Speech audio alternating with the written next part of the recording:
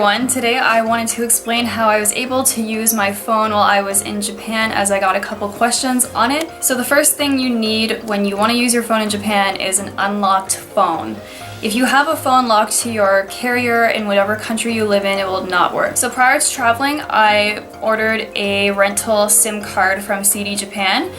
There are several sites you can order SIM cards from. I just went through CDJapan because I'm an affiliate with them and I'm familiar with that company. The SIM card rental for 3 weeks cost me $46.79 Canadian. So when you pick up your SIM card, you have to pick it up from the airport post office, which can be a little stressful. Well, you don't have the use of your phone yet, so you can't just look up a map of the airport. It's a little bit stressful running around trying to find it, and then you let the people working at the post office that you are picking up a package, and they will have it there for you. CDJapan emailed me before my trip to let me know that my package had shipped and also when it had arrived at the airport post office. When you open up the package, it includes instructions as well as a postage paid return envelope and your SIM card with the little metal key to open up the SIM card slot in your phone. Make sure you check when you're pre-ordering your rental SIM card that you have selected the right phone type. You can also use SIM cards in some tablets if you don't have an unlocked phone like an iPad. So it took a little bit of finagling, but overall I got my SIM card into my phone and on the Docomo network with no problem, and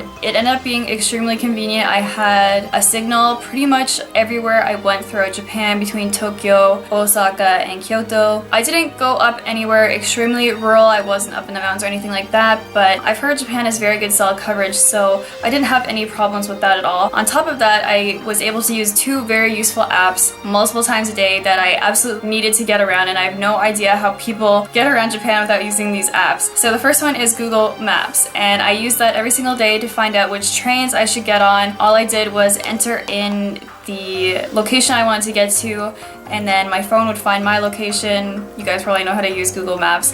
In some cases, it would not find the destination if I wrote it in English or Romanji, so I would just copy and paste the Japanese writing of kanji from Google and then paste it into the Google Maps app. The Google Maps app didn't lead me astray very much at all. There were a couple cases where I was trying to get into a cafe or shop or something that was on upper floor of a building, and that seems to really confuse Google Maps. So if you're standing in front of the building, it will keep rerouting you to walk around in a circle. So in that case, I just had to ask someone if the thing I was looking for was in that building. And then I was also able to use Google Translate, and in that app there is a tool for using a photo to translate from.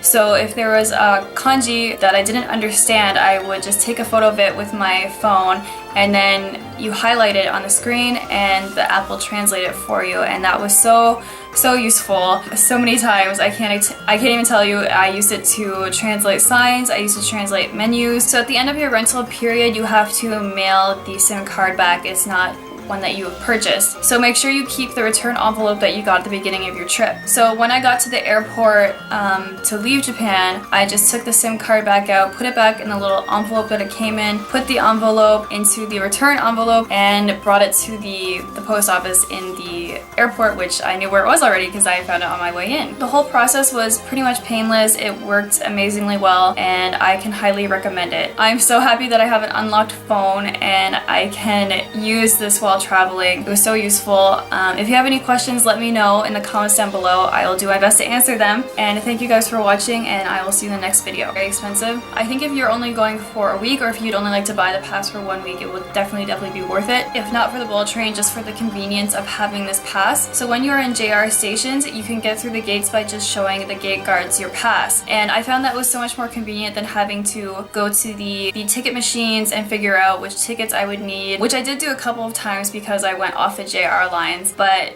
just having the convenience of not having to figure out which tickets I need to buy, getting change out, figuring out that type of thing